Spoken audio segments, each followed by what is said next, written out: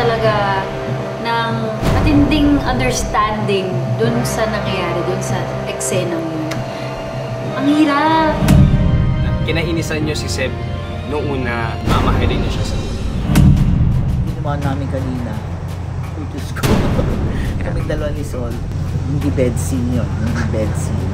Pero yung ginawa namin kanina, abangan nyo yan, makikita nyo. Gigil na gigil ako dito talaga. Dapat ninyong abangan kung anong gagawin ni Portia this coming weeks. Gigil na akong bumantay ka ng Portia. Dapat mag-step up ka na, Amira. Iiyak ako kanina kasi awang-awa ako sa kanya because may hinihiling siya sa akin na hindi ko talaga mabigyan. Iniisip ko po na totoo po nangyari. Pinipil ko po kung ano yung sitwasyon. Medyo umihina ako ng konti sa short ko eh.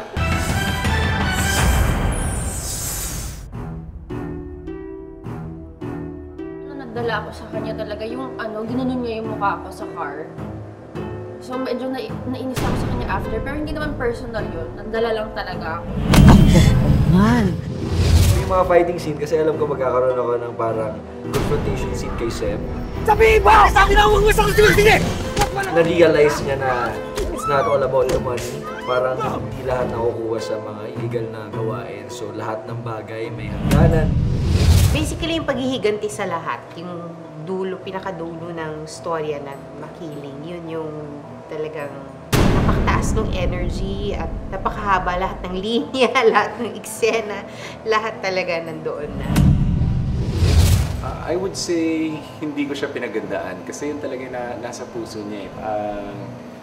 Kahit na anong mangyari, kailangan siya na lang ma-hurt, wag na si Ami. Kasi ito, cool lang yung... Sa ibang teleserye kasi hinahanapan ako ng dramatic moment, ba alam mo, yung gano'n. Pero dito sa Makiling, lagi lang siyang cool. Hindi dumating daw yung mga Tera. At the end of the day, parang ang character ni Neil naghahanap lang ng love.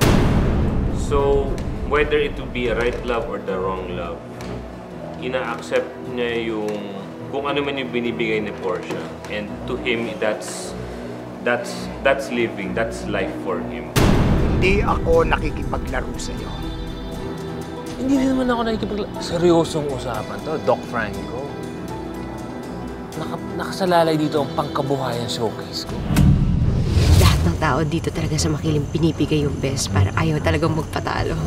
So yun yung pinakagusto ko dito, kaya ayoko siya mag-end. Ang ganda ng nagawa naming working environment dito. Even sila Miss Kay, sila Miss She, sila Miss Nikki, talagang walang sawang nagtatrabaho, hindi sila natutulog.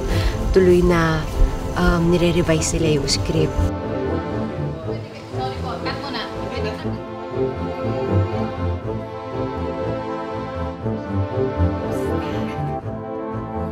Ay, sumunod! Sinasabi ko, kayo ang pinapanood, hindi ako. Ang lumalabas sa TV, yung mga mukha nyo, yung galing nyo, performance nyo, ipakita nyo kaya nyo kasi at the end of the day, kayong pag-uusapan, hindi naman kami kasi nakatago lang kami.